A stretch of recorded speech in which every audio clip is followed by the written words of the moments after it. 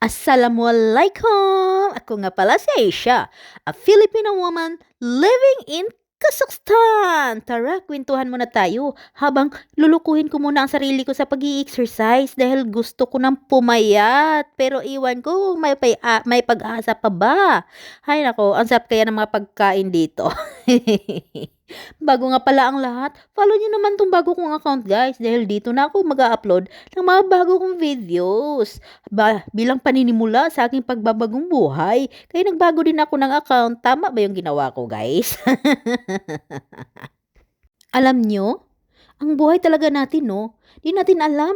Ang takbo, minsan nasa taas tayo, minsan naman nasa baba tayo. Laking pagsisisi ko, di ako nakikinig sa words ng mga magulang ko at sa asawa ko dati. At the end of the day, tayo pa rin pala ang mali sa lahat. Hay nako, gusto ko lang naman sanang tumulong. Pero para sa kanila, mali na pala. Hay, buhay nga naman. Masakit isipin pero need to moving on. Ikaw ba guys? Kayo ba? Nakapag-move on na. Move on din kasi pag may time.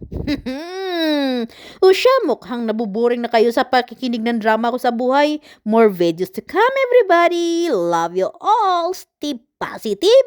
O siya, bye-bye. I love